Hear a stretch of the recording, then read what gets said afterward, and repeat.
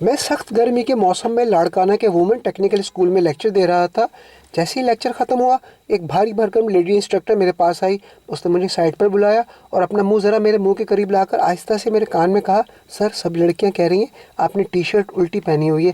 वो टीचर मुस्कुरा रही थी। मैंने कहा आई नो। टीचर ने कहा क्या आपको पता है और फिर भी आपने उल्टी शर्ट पहनी? मैंने कहा टी शर्ट की सीधी तरफ ब्रांड है और मीडिया वाले कहते हैं सर आप दूसरे ब्रांड को प्रमोट कर रहे हैं, हालांकि आप तो खुद एक ब्रांड है। फिर टीचर ने कहा दिखाएं मुझे ब्रांड। मैंने कहा इसके लिए मुझे शर्ट उतारना पड़ेगी। टीचर ने कहा कोई बात नहीं उतार दे। मैंने कहा मैंने अगर शर्ट उतारी तो फिर मैं एक तरह से नीम बरहना हो जाऊंगा, मेरा सीना सब कुछ आप पर अयां हो जाएगा। कहने लगी कोई बात नहीं, इसी बहाने में आपका वसीओ अरीज चेस्ट और आपके सिक्स पैक भी देख लूंगी। मैंने कहा वाओ आर यू सीरियस? कहने लगी यस। मैंने कहा सिक्स पैक देखने के बाद अक्सर लड़कियों का मुझ पर दिल आ जाया करता है, उनका दिल फिर उनके काबू में नहीं रहता। वो कहती हैं Azhar I can't live without you, अब मैं रह नहीं पाऊंगी तुम्हारे बगैर, हमें अपने साथ ले चलो कहीं दूर अपनी दुनिया में। टीचर ने कहा यही सब कुछ करने को तो मेरा दिल भी चाह रहा है। मैंने कहा वेल। टीचर ने कहा फिर चलें डेट पर? मैंने कहा मैं यहाँ से फारिग होकर मुंजो दाड़ो जा रहा हूँ। टीचर ने कहा आई मुंजो दाड़ो? फिर कहने लगी ओके। मैंने लाड़काना के संबारा इनके अलावा हर जगह जा जाकर डेट मनाई है,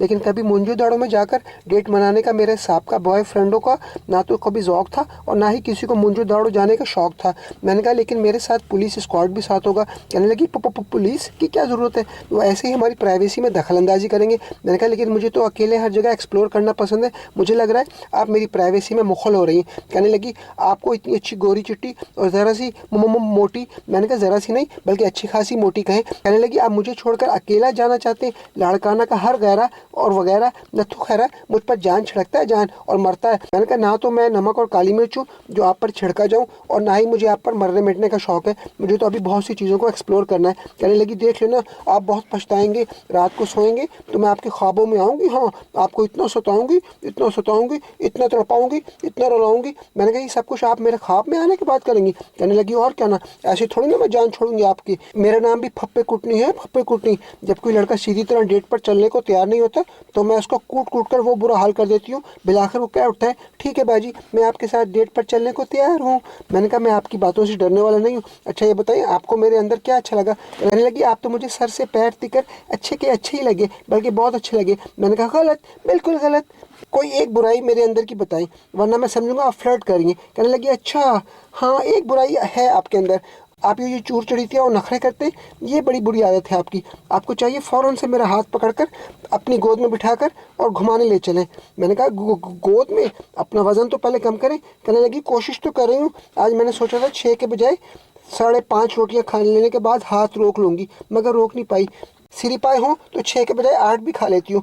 मैंने कहा ये 6 रोटियाँ पूरे दिन में खाती हैं? कहने लगी नहीं एक वक्त में।